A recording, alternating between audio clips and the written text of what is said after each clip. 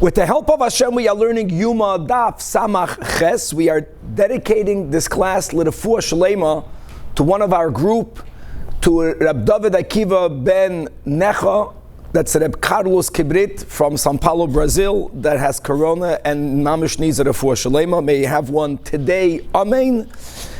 Before we give the intro, as we learned yesterday, the Braisa on Daf Samach Zayin, Shitas Rabbi Yosi, that there were only 5 sukkahs that can cover a ground of 10 mil. So I just like to put up for the screen over here. You can screenshot this. This is Rabbi Chaim's drawing over here, where you can see that between Yerushalayim and the first sukkah, how can you have 4 mil? Because you put 1 Eruv, which will allow people from Yerushalayim to walk 2 mil. 1 till the Eruv, 1 beyond the Eruv. But then you put another Eruv that's 1 mil away from the first sukkah, which will give the people of that sukkah the ability to walk 2 mil.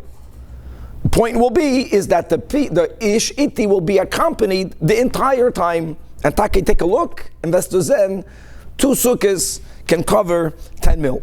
Now, we are going to continue to learn the Avodas Yom Kippurim. We are up to the Mishnah of Samach Zayin Amud Beis, that the Kohen Gadol would dismember the par or the par and the so'ir. The Gemara is going to point out that unlike by a carbon oila, where there were 2 steps to this dismemberment, which was both the animal needed to be flayed, skin was removed, and the animal was dismembered prior for it being put up on the mizbeach. We're speaking about an oila. The par and the so'ir, yes, there was a dismemberment. We made an etuach, but they did not flay the animal at all, and we're going to have sources for that. Then the Gemara is going to move on. We had in the Mishnah again, Samach Zayin Amud Beis, a machloikis similar to the one that we had yesterday, and that is that the Torah says is that Kohen who is involved in the burning of the par and the soir, him and his clothing become tummy. The question is when. The Tanach says simply from when they leave the Azara. The Tanach Rab Shimon holds that it's only when the fire takes hold on the majority of the carcass of the par and the soir, and we're going to have the sources for that machlokes. We're going to have another phenomenal machlokes tanoim. Where were the par and the soir burnt? Now we know that every carbon whose bloods are brought inside the heichal, the carcass itself needs to be burned outside Yerushalayim. Question is where, and the machlokes will be whether it's going to be lemizracha. Lemizracha will be where Harazeisim is, to the east of Yerushalayim, to outside Yerushalayim, or whether it's going to be Le'etzafoina. Then we're going to move on with the following. Even though when we learned the final Mishnah yesterday, we read that Rashi, that the Kohen Gadol, the moment he sent out the Soir HaMishtaleach, would remove the emurim from the par and the soir. He would prepare the par and the soir to be taken out, to be burnt. But there is a certain step in the avodah of the Kohen Gadol that the Kohen Gadol, may not do until when he knows that the soir HaMishtaleach at least reached the wilderness, reached the midbar. And then the question will be, how will he know that? But they will explain how he had a siman to know where the avodah of the soir was up to for him to be allowed to continue at a certain step. Which is taka why we learned yesterday that originally they would hang that red strip of wool inside the temple complex, whether it was outside of the ulam or inside of the ulam, because that would be even a greater siman if and when the miracle would happen that it would turn white.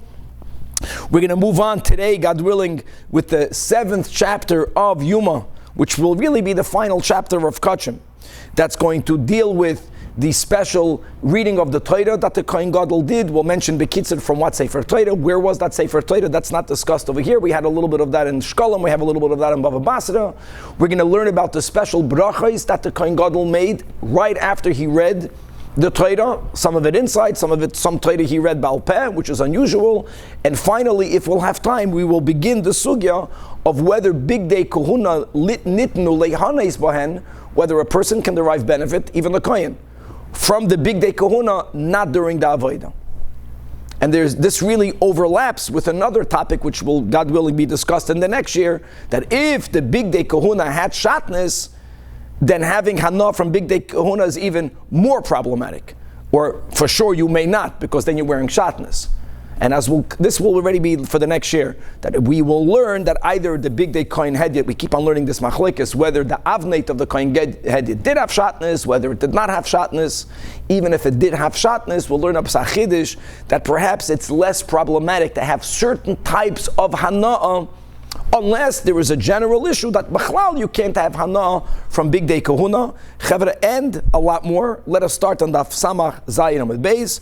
We finished learning the Mishnah. So first the Mishnah said, again with Rashi, right after the Ish'iti went out of the temple complex, the Kohen Gadol was allowed to continue these steps, which was he would take out all of the emurim, put them in a bowl, and the Mishnah said the words, and they burnt it on the Mizbeach. That we'll see did not happen right now.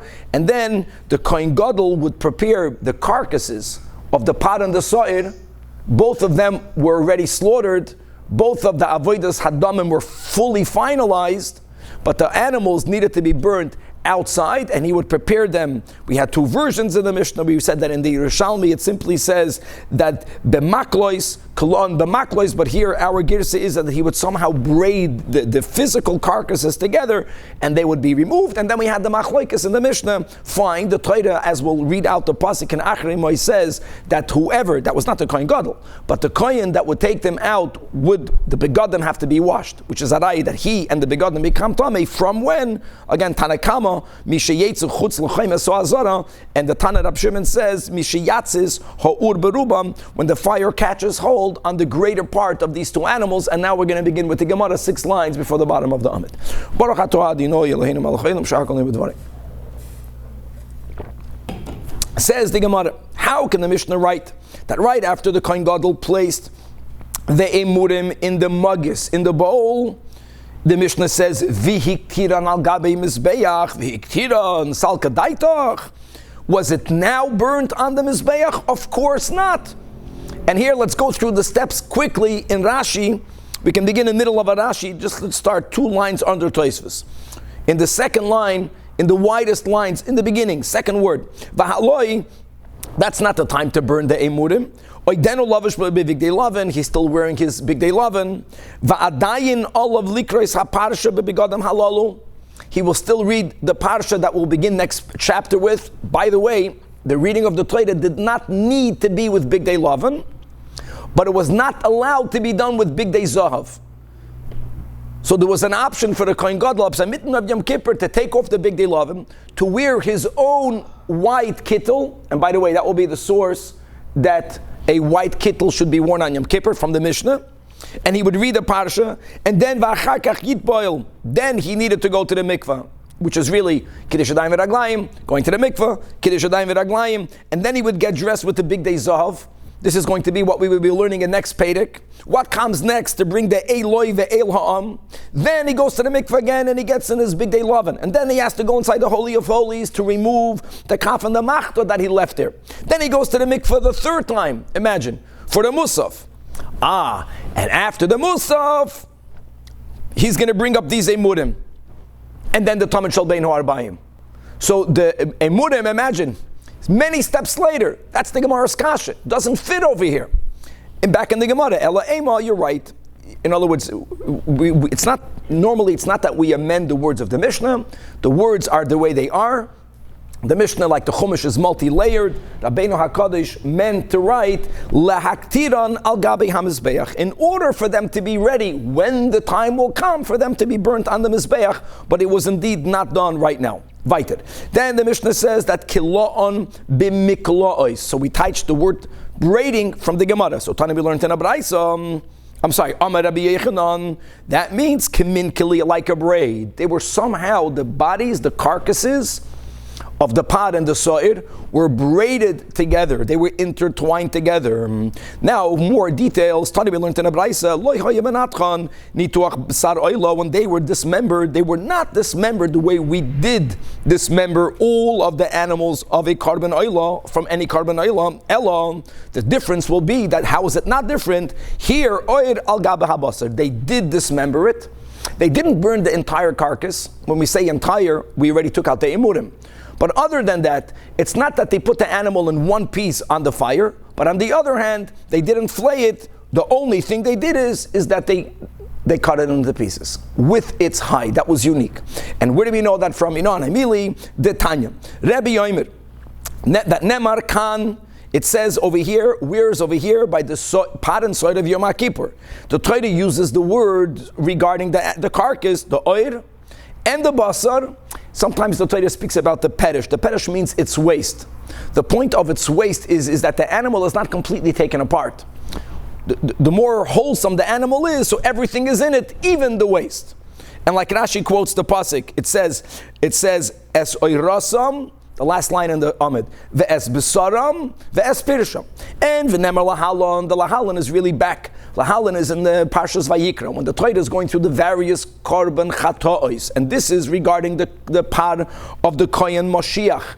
If he erroneously paskins a din, or if he paskins a din wrongfully, and then he follows that psak din, and he does something that really may not be done. Normally you bring a chatos, which is a female animal, but a kohen gadol, known here as the kohen that's anointed, but it means any kohen gadol, kohen Moshiach, brings a par whose blood is offered inside, and therefore the animal has to be burnt outside. And when the Torah is describing it, it also says oir ubasar uperesh, and like Rashi writes, the exact words in the Torah is ve'es oir hapar, ve'es kol besarai al roishoy ve'al karav v'kirbay upirshoy.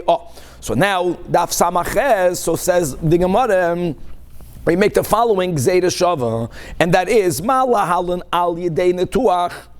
Just like by the par Moshiach, they dismembered it, but v'lo yalidei hefshit, but there was no flaying. Afkan al yedei netuach v'lo yalidei hefshit. Gzeira shava. Now the question is, how do we know that over there the animal was not flayed? V'hasa min alan vayter anacha b'raisa the Tanya. It says v'kirbay upirshoy v'hoitzi. All right. Now the word v'hoitzi implies that it was removed in one act, which means that in the temple complex it wasn't yet there dismembered. If not, you would speak about Lashon Rabim, because then there would be many body parts or animal parts, and they will be removed. It being removed means right now it's whole. This is about the par Mashiach. You might think you burn it also in one piece. You don't dismember it at all. Oh, that not. Why? Because Nemar Khan, it says by an ordinary oil that Roishoy Ukirav, I'm sorry, Nemar Khan Roishoy Ukirav by here by the par Mashiach, and the Nemar Lahalon, the Lahalon is by a korban oil. Now the correct version is Roishoy Ukirav. So Ma Lahalon by an oil, Alidei Netuach, Afkan Alidei Netuach. 1 second, if we are comparing the par Mashiach to the oil, says the Braisa Ma Lahalon, we know by an oil, they would first take off the hide. That was the whole thing, that the hide of the oil, right, had value. It went to the Kohanim and how they divided it. So just like by the oil there was hefshit, you take off the skin, you flay it. Afkan by the par Moshiach, maybe there should be hefshit, right? Roisha Yukara'av, Talmud Leimer, no. V'kirbay upirshoy. Now how does that prove that it was partially, that it was not flayed? Asks the Gemara, interrupting the Braisa. So what's the raya from those words? Amar Rav Papa. Whenever an animal was burnt to God with its waste, there's no doubt. Why is it not disrespectful? Because it's not pshat you're burning the waste. The animal you're leaving whole, and the waste is inside. It's like concealed. So just like whenever the waste was burnt, it was because it was inside. It was covered, so the besarai, the basar of the par Moshiach is going to be like its waist. It's also going to be covered. Now, what covers the flesh must be the hide. Gavaldik besarai ba'orai. So now that we have that limud by par Moshiach, now we have a gzeira shava from par Moshiach to the par and the soir of Yom HaKippurim. And just to quickly chazer, we don't say a double hekish by kachim. But this is not a hekish. This is a gzeira shava. Okay, weiter. In the Mishnah we had two shitas. Again, Tanakama, when it leaves choymas hazara, shitas Rab Shimon, mishayatzis ha'or beruban. Tana Rabbanan we learned in a Braisa. And Chavre, before we begin, just to say that the pasuk that speaks about the tuma of the kohen that is actually burning the pot and the soir chutz lamachna is an achri mois. That's Perek Tezayin, Pasik Chav Zayin and Pasik Chav Ches, and we have to know both psukim, beginning with Pasik Chav Zayin that reads that Vespara Chatos, Ve'esira Chatos, etc. Yoitzi el michutz lamachna. Chutz lamachna can mean outside the Azara. One machna. It could have meant even on Harabais. We'll see how we know that michutz lamachna taka means outside Yerushalayim. V'sorfu ba'eish es oirasam ve'es besarim ve'es pirisham. That's pasuk chav zayin, and then the Torah continues in pasuk chav ches that v'hasoyref oisam, the one who did the burning, yechabes bigadav, has to wash his garments, and v'rachatz es besarei b'moyim, and only afterwards v'achar kein yavei elamachna. Okay. Says the Gemara, says the Brais, when it says Yoitzi Yam L'chutz Lamachna V'sarfu Lahalon Ato Noisin Lahem Shalosh Machnois. Elsewhere, where we find in the Torah that the remains of the animal is not to be offered on the outer altar, but it has to be burnt outside. And where is that? Like we mentioned, Par Koren Moshiach, Par Helam Davar Shel Tzibur. It's really every animal whose bloods were offered inside the Heichal. The emurim will always be burnt in the outer altar, but the remains of the animal will be taken out. And by the way, we're speaking about chatois. By other chatois, once you burn the emurim, the meat is given to the kaihanim. It's kachim kachim. Not over here. It's completely burned. So just like over there, where would you burn the par helam davar? Where do you burn the kohen par Mashiach, the part of the Mashiach? Out of the three machnas. Now, how does the Braisa know it? We don't know yet. But just like there, it's chutz lamachna means outside Yerushalayim, and vekan, and over here, it seems that the Torah is saying that yoitzi el michutz lamachna loshin yachid and v'sarfu. That could imply you dafka don't take it out of the three machnas, but we know it can be. Vekan atenoisim lahem machna achas, for sure not. For sure, when the Torah says that yoitzi el michutz lamachna, it doesn't mean one machna and burn it. So why did Hashem write words that can allow someone to misconstrue, to misunderstand? When we know it's not. It has to be here like there. So to tell you another din. Not where it's burnt, but when does the kohen become tamei? Kiven sheyatza chutz lamachna achas. Not like we learned in the previous daf when you leave Yerushalayim. No. When the carcass is removed out, machna achas, then already metamim begadim. And we didn't burn it yet. He's taking it out for it to be burnt. That is the shita of the Tanakama who says chutz l'chaymas azara. Now, it was predicated on the fact that just like over there by Par Mashiach, by Par Helam Davar, you burn it chutz l'shalosh machnas. How do you know that? V'hasam inolan the Tanya. So we're going to begin with Parshas Vayikra in the beginning on Par of the Kohen Moshiach. It says, V'hoitzi es kol hapar, says the Braisa, to where, it's chutz l'shalosh machnas. Machna Shechina, which is the Azara, Machna Levia outside Harabayas, and even outside Yerushalayim. Says the Braisa, Ato Omer chutz l'shalosh machnas, how do you know? Oyeinu elo chutz l'machna achas. There also the Torah only speaks about removing it in the singular. He answers the Braisa, because since Kishu Omer, when the pasuk goes to another par that's burnt outside, which is the par Helam Davar Shel Tzibur, there the Torah again says that it's burnt chutz lamachna. Again, just that by itself would mean one machna. But the Torah B'chlal didn't have to write anything as to where it's burnt. She'ein tamad loimer. Why not? Because since it says regarding the par Helam Davar, it says v'saraf oisoi kasher saraf es hapar harishain. Par Helam Davar should be burnt in the same location like the par Koren Moshiach. So why does the Torah have to write chutz lamachna? To shed light for both this one and for that one, both for the par Helam Davar and for the par Koren Moshiach. By one it's written chutz lamachna, par Moshiach. By Helam Davar again chutz lamachna. Put them together. That's already two machnas. Which from here we would only know that it may not even be burnt on Harabayis. It has to be moved even from the second machna. How do we know outside Yerushalayim? Let's go by it. Because Kishu Omer, when it says in Parshas Tzav, michutz lamachna bedeshen. Now Parshas Tzav is not about a carbon. Parshas Tzav is about the occasional removing of all of the ashes from the tapuach, and it was placed it says El Mekoim Hadeshen, to the place of ashes, right? And over there it says Chutz Lamachna, by the Deshen. And here again, She'ein Talmud Leimer, the words Chutz Lamachna regarding where the Deshen was deposited is also not needed, because it says El Shefach Hadeshen, to the place where the ash is burnt. This pasuk is not speaking about the Deshen. This pasuk is speaking about the Par Helam Davar, the Par Moshiach, that it's burnt to the place of the Deshen. Now, if we already know that the Par Moshiach and the Par Helam Davar are burnt at least Chutz Lamachna Leviyah, but wherever that is, that's where you pour the ashes. So why did the Torah write by the ashes again, El Mechutz Lamachna, to connect all three together? By each one, the Torah writes Chutz Lamachna, which means by each one, it's Mechutz L'Shalish Machnas. So 10 Loi Machna Shlishis. So beautiful. In other words, the location of the Chatois, Hanasois Befrim is Chutz L'Shalish Machnas. Why did the Torah imply by Yom Kippur, in Vayikra Pasuk Chav Zayin, Tazayin Chav Zayin, that he took it Michutz Lamachne and he burnt it? To tell you not where he burnt it, but he becomes Tamei once he left one Machna. What's the first Machna? Machna Shechina. Where is that? Chomes Azara. Chomes Azara would mean, just to know, would mean when he leaves Shad Niknar.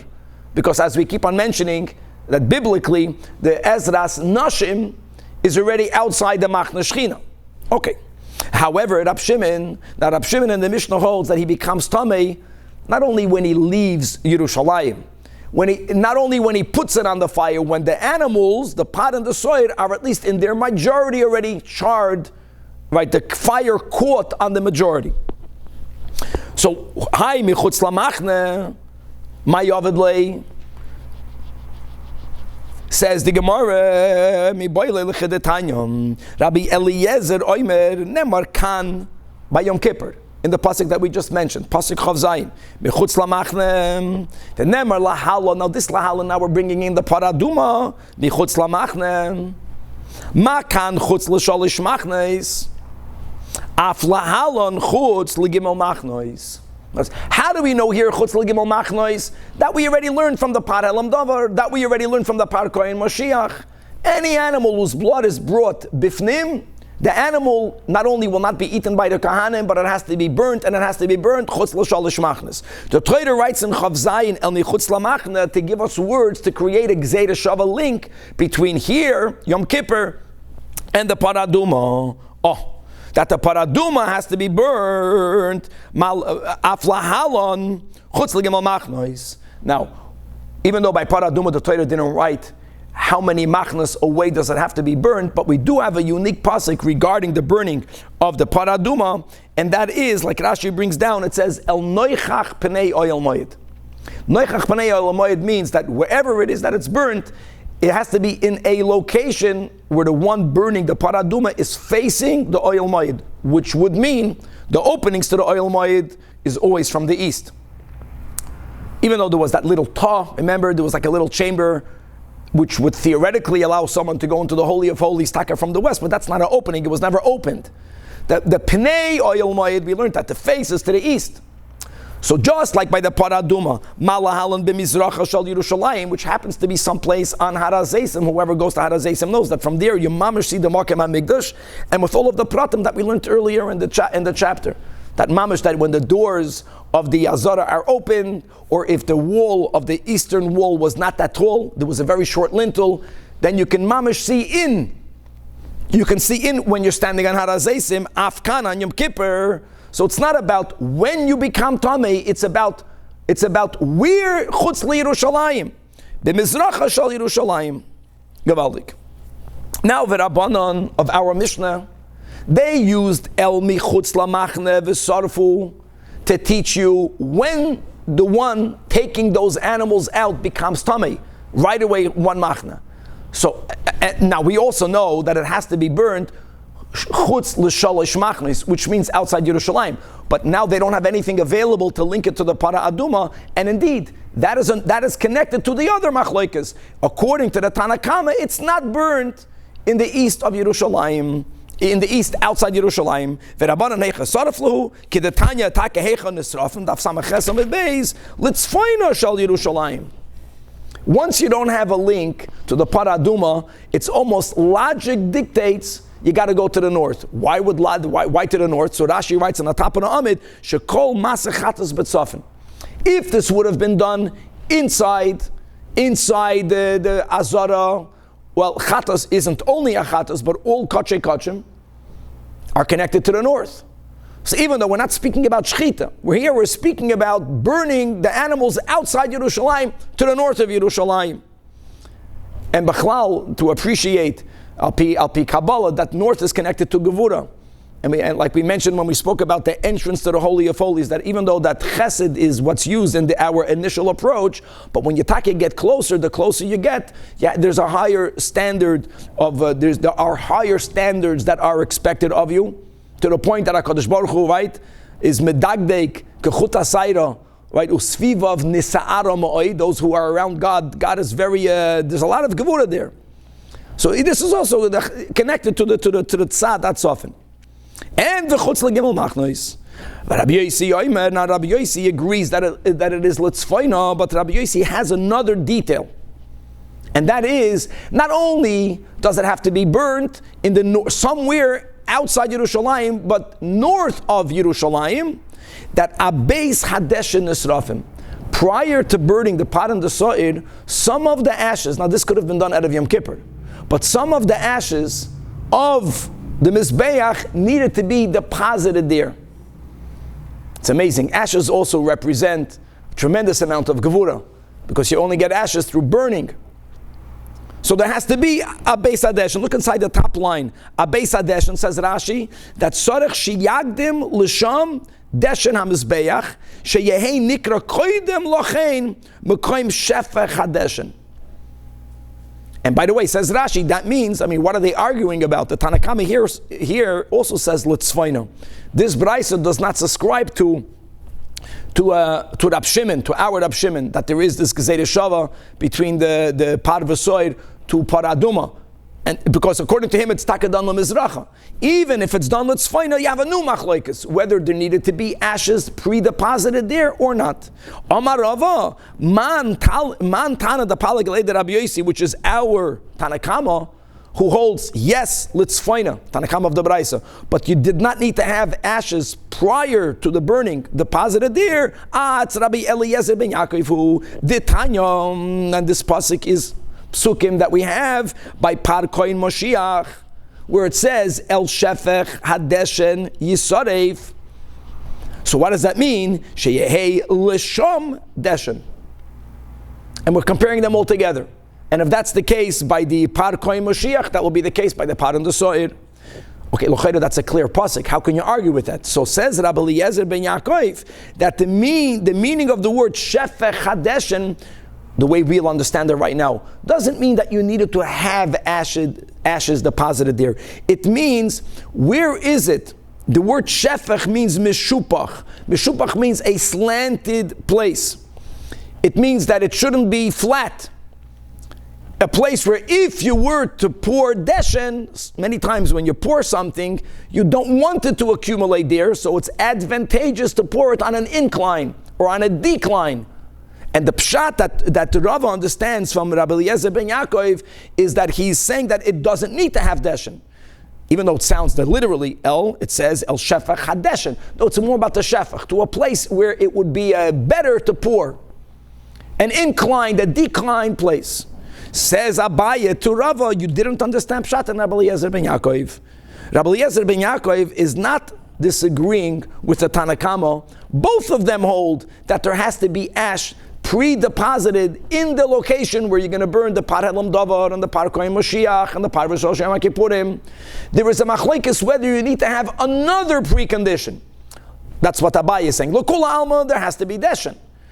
Now, do we care if the earth is flat or is it slanted? That's the machlekes. Rabbi Eliezer ben Yaakov adds another precondition. V'dilma b'mekoymei meshufach hu depligi. But that both agree that ashes has to be placed there, and if that will be the case, then the Tanakama of the Brais on top of the Amid is not Rabbi Eliezer ben Yaakov. Nikodam. Weiter, Tana, we learned in the Brais. Now we're going on Pasuk Chav Ches. But back to Yom Kippur, that the kohen that would burn these two animals, his garments and him will become tamei. V'hasoirev, says the Braisa, it's very similar to the Braisa we had yesterday. Only hasoirev metama begadim. Only the one that's burning these two animals, they and their garments become pure. But v'loi hamatzis, but not esur, not the one who was lighting the fire. If you're lighting the fire, you don't become tamei. Sfas Emes makes it clear. There's a machlokes achreinim here. If the carcass is already on the pyre, according to many, then the one who lit the fire is the one burning it. But the seder normally was, you would make a pyre, you would first light it, so when you lit the fire, there's nothing on it. This is like the machlokes Ashkenazim and Sfardim when it comes to bishalakum, right? Is lighting the fire enough, even though the food is not on it, which is that's our sheet of the Ramah of the Ashkenazim, and the Sfardim hold to have a higher standard that the bishul Yisrael has to be that the yid is lighting the fire if the food is already there, or manipulating the food in any way, but not just lighting the fire. That's not, and in our case, that's not going to make that person tamei, nor v'loi hamasader samaracha, nor the one organizing the pyre. Now, lest you think that you know who becomes tamei, only the guy that did the whole thing. Someone put the animals on it and he burnt it. There are details. Says the Braisa, like the way it's explained. If you put your coin, you put the animals on the pyre. Came along coin number 2 and he turned the animals over. He turned the animals over because the Torah wants for it to be burnt. So he's just that type of accompaniment or that type of help also means that you're burning it. And whoever is involved in the actual burning becomes tamei, not only him, but also his begadim. Yachal af mishenasu efer metamim begadim. You might think that once the carcasses mamish became ash, and then someone maybe was checking them to see if they're ash, so they were moving them on the pyre. Maybe that person should also become tamei, because you said that even just a misayeya becomes tamei. Nah, that's why the Torah says v'hasoiref oisam. Them means they are be'en, they exist. Once they became ash, they're not metamim begadim. Again, this is regarding the hapar and the so'ir, that hapar metamei. Yeah, what brings about tuma? The animal, the carcass, but the animal. But once nitach habasar, once the meat decomposing, the Gemara will say, is a step before turning ash. Even from then, and if someone then turned it over or was checking it out, already enamatama begadim. And my benayu between the Tanach and Avlaz ben Rab Shimon, iku benayu the shavia charucha, when it became charred, but it's not ash. So according to the Tanach, we only exclude from the tamei only after the remains are mamish ash. If it's not ash, it's called oisam. Even if it's charucha, it's still called oisam. Metama begadim. According to Rabbi ben Rab Shimon, he's more lenient. Once it's already not edible, once it's already fabrent, then it's not going to be metama begadim of whichever kohen is going to be there, turning the meat over, making sure that it's fully burnt, etc. Now the final Mishnah in our Pedic. That's going to bring together a comment that we made yesterday. Did the kohen gadol need to know that the soir hamishtaleyach's avoida, at least the minimal parts of it were done or not? So Rashi in the Mishnah Daf Samach Zayin Amud Beis said, "Boloi etzer parve soir," to cut them up and take out the imurim. Rashi wrote clearly he did that immediately, and a chanami. For that, the moment he sent out the soir hamishtaleyach, it left shad niknar. He went to take out the imurim. He braided the carcasses. But there is a step of the Kohen Gadol's avoida that may not be done until the soir hamishtaleyach came to the wilderness. Let's read the Mishnah. Amru loy l'Kohen Gadol. Once they would tell the Kohen Gadol, now higia soir lamidbar. Why did the Bichlal have to make that announcement? Look inside Rashi. Amru loy l'Kohen Gadol v'chulei. Taking out the imurim is not called an avoida. Braiding the two carcasses is not called an avoida. It was something that needed to be done. But in an avoida acheres, the Kohen Gadol cannot do. Until when? This is Shitas Rashi. Ad shehigia soir lamidbar. Other Rishonim say more. Other Rishonim say that he can only go weiter after the soid is pushed off the cliff, or at least until when it reached the cliff. This has to do with something we spoke about yesterday, from when could have sometimes the red strip turn white. So we saw already clearly in the Gemara that it wasn't after it was pushed off the cliff, once you tied it on the rock, once you tied it the last step on the horns. Here he's saying it needed at least to reach the wilderness. Shenemar, Rashi quotes the pasuk, "V'shilach es hasoir bamidbar." The Torah says bamidbar, and v'acharkach it says ve'es chelav hachatos yakter hamizbecha. Now again, the chelav of chatos yakter hamizbecha, we just began today learning the Rashi a daf ago. That was way later. All Rashi wants to point out is that there has to be certain steps that can only be done after the sword reached the desert. And when was that? We'll see in our Mishnah. The Mishnah doesn't even say what he was going to do. That's going to be the next Pedic. It's amazing how Rebbe divided it. But the Mishnah says they would announce, the sword hit the desert. So before the Mishnah, before Rebbe writes, for what avodah does he need to do only after that, Rebbe stops, Rabbeinu HaKadosh, and he says, who would know when the goat hit the desert? How would they communicate that? Let's go back in the Mishnah. So listen to this. Dir ka'ois hoyu oisen. A dirkoin means a watchman. So aside of, we learned that people spent Yom Tiv in the Sukkos, and there was someone that would escort. There wasn't one people. Many people walked with the Ishiti. There were specific designated watchmen that had flags. Umenifin bisudaran, and they would wave their flags. Again, he gave him with his pictures, when the kohen would hit the desert. And that's an easy way to communicate, because when the guy who was by the midbar sees the sword hitting the finish line for this, he would wave his flag, and there would be someone that's close enough, it's far, but he's close enough to see the flag, and in a couple of minutes, maybe even less, they would know in the azara, he hit the midbar. V'yoidim she'igia so'ir la-midbar. Omar Rebbe Yehuda, why did we need to have flagmen? There's a simple way of knowing. And what was Rabbi Yehuda's simple way? Not that flags are complicated, but he has, you don't even need that. That Mirushalayim va'ad beis chidudoi. Now the word chidudoi, it means a precipice. We kept on mentioning that it's not just a cliff. That it has to be jagged edges, that halfway down it's already completely torn into pieces. By the way, other people you can see on the side, the Yerushalmi has the Girsa Beis Choyron. Point is, we're learning Gemara Rashi, that they needed to notify the Kohen Gadol when the Sa'ir and the Ish'iti reached the beginning of the desert that has in it the precipice, the Azazel. Doesn't have to reach the cliff. We were calling it Suk. Now we're calling the area not Beis Hatzuk, but Beis Chidudoi. So he says that, listen, we had yesterday all of these shitas, whether it was 12 mil away, remember, whether it was 10 mil, different, but wherever it was, the beginning of the midbar, not the cliff, was way closer. And according to the Tana Rabbi Yehuda, it was only 3 mil. Means once you left Yerushalayim 3 mil, you are in the region that we're calling Beis Chidudai. Now, from there, if it's 11, if it's 12 mil, you got another 9 mil to go. But you're already walking through the wilderness. He just needed to reach the beginning of the wilderness for the Kohen Gadol to be notified, because that's enough. Now, so what? But it's 3 mil. So we also learned yesterday that Yakira Yerushalayim would accompany the man who's leading the goat for 1 mil without an Eruv. We're going with, you don't need an Eruv Tchumen. But what happens when they finished walking a mil? They would walk back. Now, logic is that while they're walking back 1 mil, no one is stopping. So the Ish'iti is now 2 mil away. Right? The parties that returned, they went 1 mil and they returned 1 mil. So that means the Ish'iti is 2 mil away.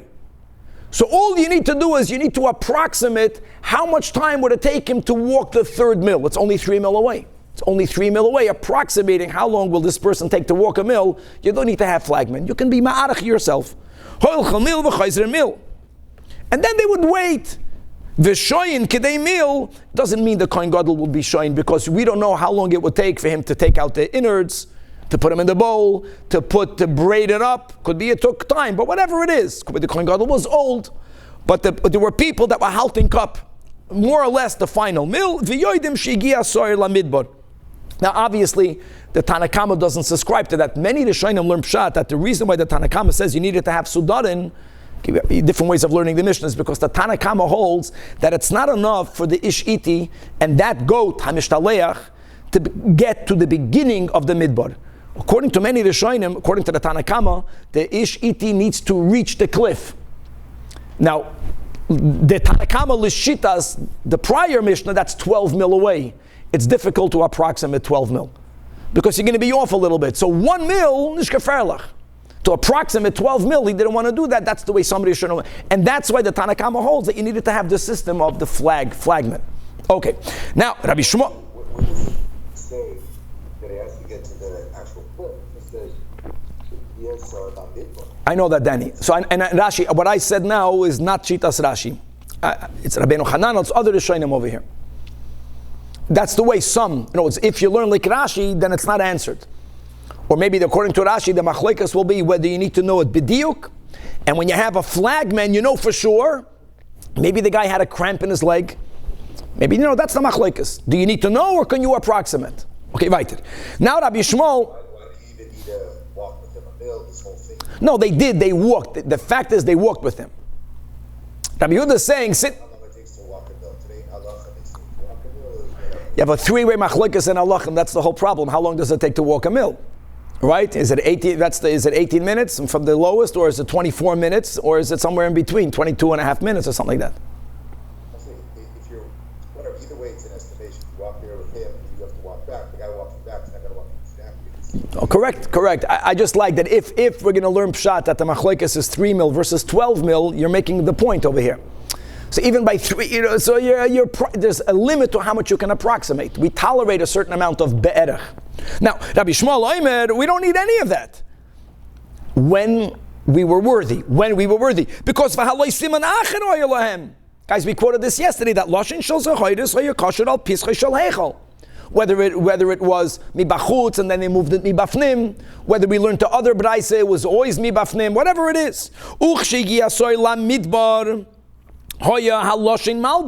Here again, when would it become white? According to Rabbi Yishmael, let's go with Rashi, that everyone holds that the time that the Kohen Gadol needed to wait for was only for the beginning of entering the Midbar, which was only 3 mil away.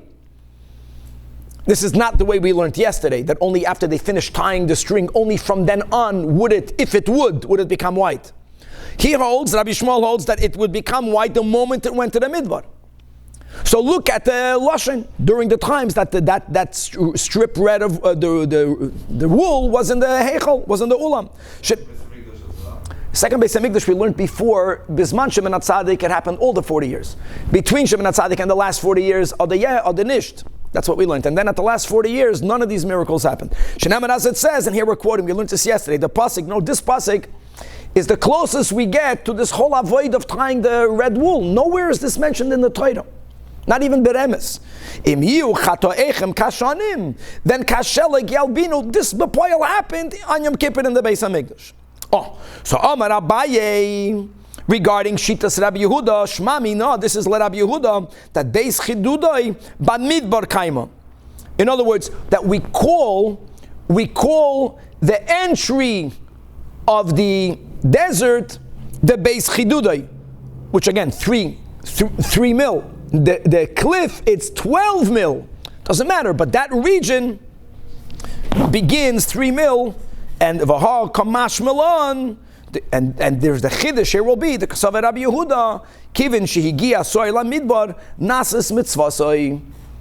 And not that Nasis Mitzvasai only when you reach the cliff, because if Nasis Mitzvasai would have been only when you reach the cliff, right, then forget about the point we made regarding Rabbi Shmuel becoming white. If only Nasis Mitzvasai until you come to the cliff, once we established that what we learned yesterday, the taking out the imurim, the braiding of the animals, that we can do right away.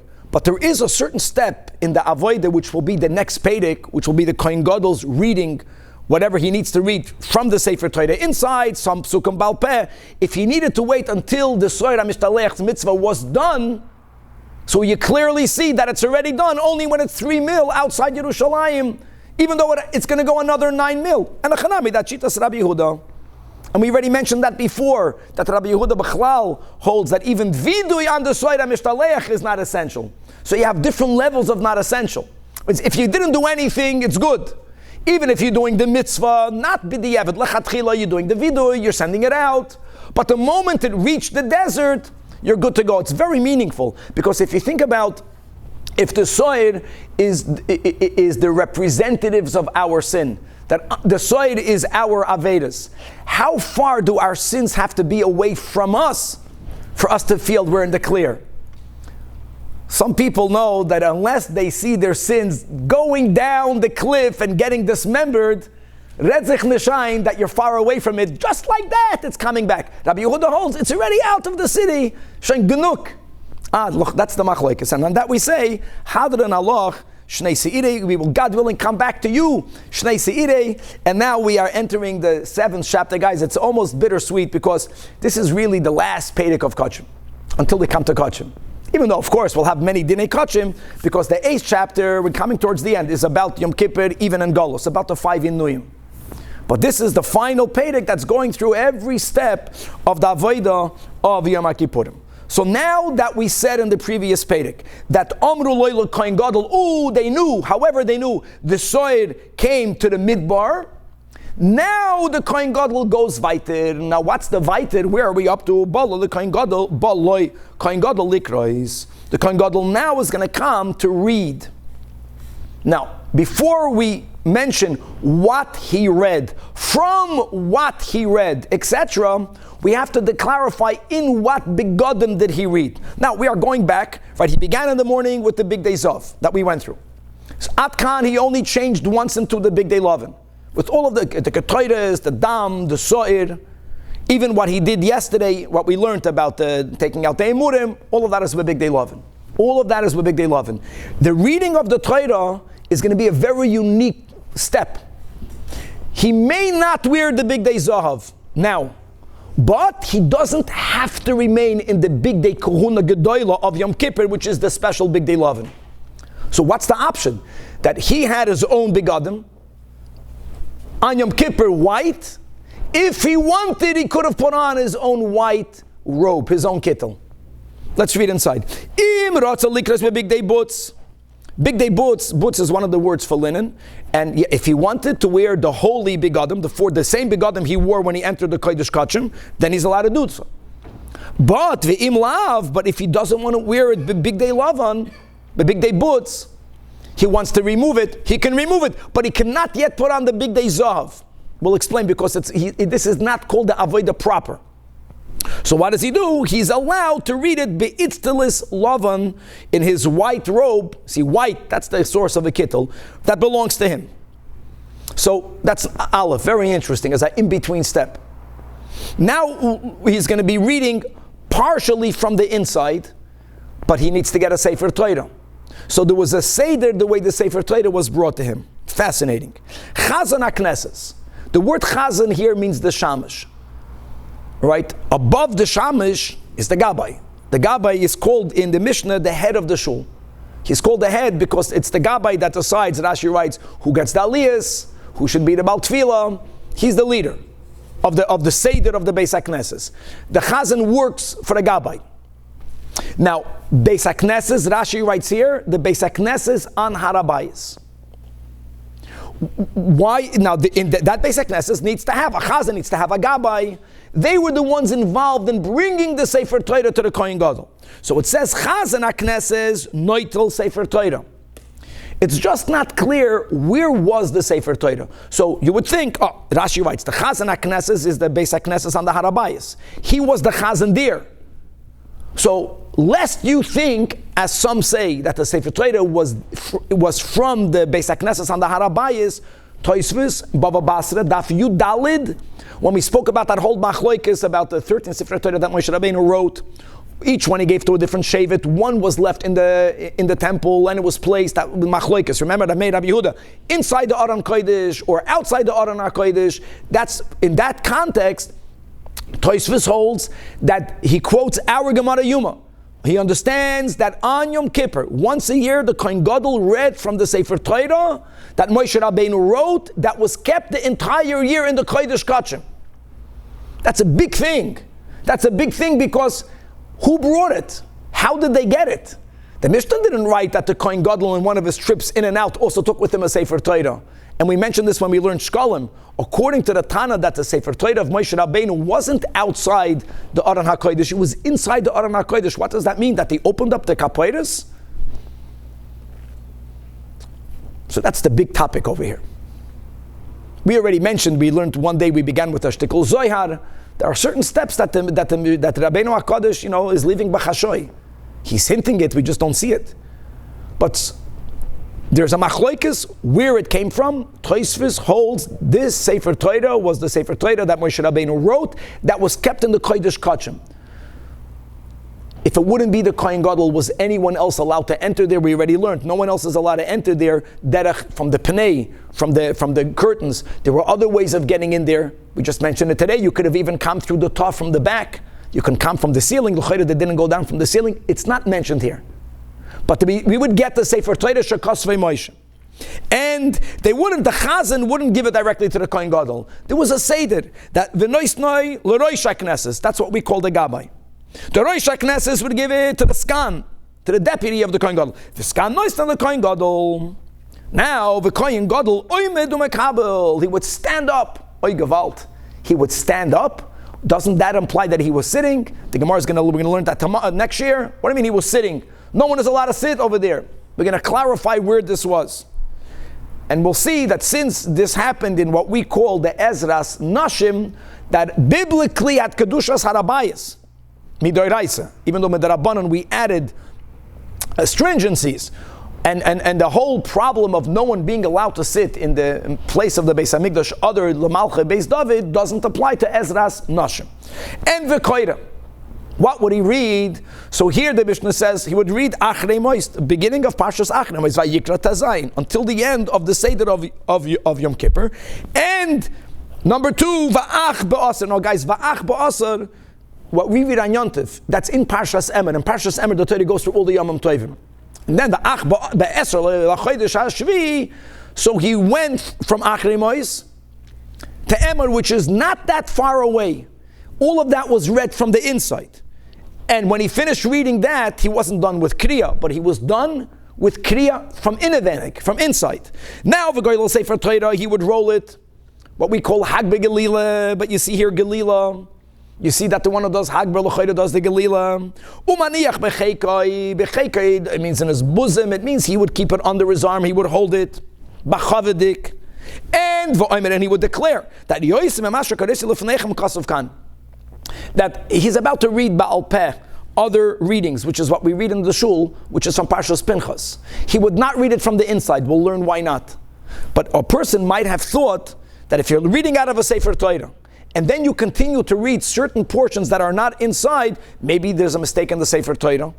So you declare, no, that I read a lot, everything that has to be written here, more than when I'm reading by heart, is recorded in the Sefer Torah.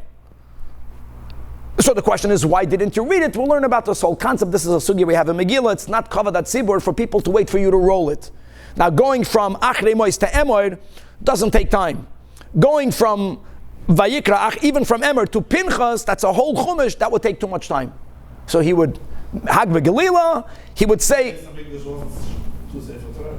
and they didn't have two Sifrei Torah, we only had one Sefer Torah that Moshe Rabbeinu wrote.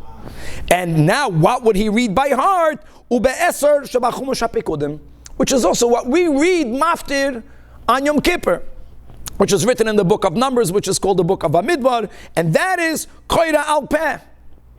And after he finishes reading, what do we do, my friends, nowadays, after the reading of the Torah? The bracha after is Asher Nasa Lano Torah Semes. We make one bracha after. When the Mishnah is not addressing the bracha prior, there's a big discussion. Why not? But the Mishnah is not talking about it. But here, Umavarech Aliyah, Olam means after, not one bracha, 8 brachas. First bracha is al ha-Torah. Al ha-Torah is asher nasan lano Torah semes. Number 2, al ho-avodah. Guys, that's ritzei. Amazing. But unlike now, when we say ritzei, how do we conclude ritzei? We say that hamachazir shechinasi l'tziyim, because the Beis Hamikdash is not yet built. So we're asking Hashem for the future. When the Beis Hamikdash is standing, we would conclude ritzei here, b'chlal, in every Shemona Esrei. Rashi writes the nusach, the first line under the Gemara, Baruch ato Hashem, she'oischa levadecha b'yira navoid. We don't say that. No, maybe other people have that nusach. In our nusach, Tilas Hashem, ba'ois cholavatcha b'yira navoid. Maybe that's a bracha that maybe the Ashkenazim make over there after Hashkivenu up. Sounds like familiar with that. Let's go right. Va'al ha'hoidah, which is moedim. Then va'al mechila so'avin, Rashi writes, mechila so'avin is the normal bracha that we add on Yom Kippur. Mechoila avoinu seinu. Right, we have Nachol Avoinus Amcha Beis Yisrael B'Yom Kippurim Hazeh Melech Moichel V'Selech L'Avoinus Seinu. That bracha, that's unique to Yom Kippur. Then there was a bracha that we made Al HaMikdash, and Rashi writes that bracha, after you blessed the Beis Hamikdash, you concluded Baruch Ato Hashem Shebachar B'Mikdash B'Fnei Atzmai. Then you made a bracha that benched the Yidden B'Fnei Atzman. Then you made a bracha that benches Yerushalayim B'Fnei Atzman. Then you made a bracha V'Alokayanim B'Fnei Atzman. Then you made a bracha, this is the final bracha, that's called Shar HaTfila. Shar HaTfila concluded with Baruch Ato Hashem Shemei HaTfila. The Gemara is going to elaborate on some of these brachas. Those are the 8 brachas. And now the Mishnah makes the following observation, that Haroya Kohen Gadol Kishul Koira, whoever witnessed, whoever was participating in the reading of the Kohen Gadol, was unable to go chutz legimel machnes. We just learned whether it was lemizracha, whether it was letzfainu, you were unable to be there. And whoever was witnessing the pot and the soil being burned was not in the Beis Hamikdash or in the Ezras Nashim when the Kohen Gadol was reading. Why? Not because you were not allowed to, but because these 2 sets of steps were done in very distant places, one to the other, and the performance of both of these procedures were done at more or less the same time. Again, we know when the Kohen Gadol would read, like we just mentioned in the previous Perek, let's go that he needed to go outside only 3 mil. It ended up happening that as they are burning the pot and the soil, the Kohen Gadol is already reading. They didn't have to wait that much longer. So you have to pick and choose which one do you want to witness. Okay, says the Gemara, mi diktani be'itztalis. Since the Mishnah gives him an option of wearing his own robe, lavin mishaloi. Well, first of all, michlal dekriya lav avoidehi. For sure, because if the reading is called an avoida, it's like amazing. Guys, if it would bichlal not be anything, so to say, then why would he have to wait for the soil to get to the midbar? But it's not avoida proper. If it's avoida proper, you have to wear big day kahuna, either white or gold. Now the problem is, the focus will be, yet it says that if he wants to continue wearing the special big day lovin, likres with big day boots, then koira. So says the Gemara, so why don't we prove from over here, why don't we resolve over here a debate? What was the machlokes, whether big day kahuna nitnu lehanas behem, can you have benefit, meaning when you're not doing the avodah, whether you can never benefit when you're not doing the avodah? Doesn't this prove clearly that big day kahuna nitnu lehanas behem? So said the Gemara, no, because dil mashani kriya, this is what it's called. It's called tzoyrech avodah. There's avodah and there's tzoyrech avodah. Tzoyrech avodah, you don't have to wear big day kahuna, but then you may. The boya, whether big day kahuna litna dehanes, is when you're not doing even tzoyrech avodah. And the boya lon, big day kahuna nitna dehanes behem, or loy nitna dehanes behem. Let's begin to chaparain one attempted proof from a Mishnah in Talmud that we will continue weiter. Toshima, it says in the Mishnah that when the Kohanim would sleep in the Beis HaMoikat, remember, big day kodesh, they were not allowed to sleep in big day kodesh, they would have to remove it. Infers, implies the Gemara, sleeping not. Sleeping not, we'll learn later, it's like by Tefillin, people vent wind when they sleep. Okay, that not. But l'chayra, anything other, eating, they can wear it. Eating food. So you can. So let's prove it from over there that big day kahuna litnu lehanis. No. Dilma shani achila. All the eating of the kahanim in the Beis Hamikdash. What are they eating? They're not eating snack. They're eating karbanos. That is tzorech havaydehi. Kidatanya. When it says this is the end of Parshas Tetzaveh, when we're speaking about the Meluyim, that va'achlu oisam asher kupar bahem. From here we learn melamed that when the Kohanim eat, that brings about ba'olam ischaprim. This is the soid of Shirayim by Hasidim. Again, the Gemara says, maybe another proof. Shinu Hudoloy. Okay, sleeping, you can't sleep. But haluchim mahalchin. But maybe when they stroll, when they spatzir, you can go. So the Gemara says, no, that's not a raya. Maybe let's go that big day kahuna lavli hondas nitnu. And bedinu the hiluchinami loy daf samachtes. The reason why the Mishnah and Talmud is specifying that they may not sleep is to tell you another chiddush. The seife itzrich alei, as it says in the Mishnah that poishten, they remove it, umekaplin, and they would fold it, umanichan tachas Hashem, and they would place it under their heads. Now that's a chiddush. What's the emphasis is not that you can't sleep with it. The emphasis is that they can leave it under their heads. We'll see the next year near their heads. You might have thought that since, again, people vent wind while they sleep, it has to be even further from them. So the Mishnah just wants to say, it's not about taking it off. Taking it off, but you can put it under your heads. But you can't prove one way or the other whether Big Day Kahuna, yes, nitnu lehones or not, and that will leave, God willing, for Daf Samachtes to be continued.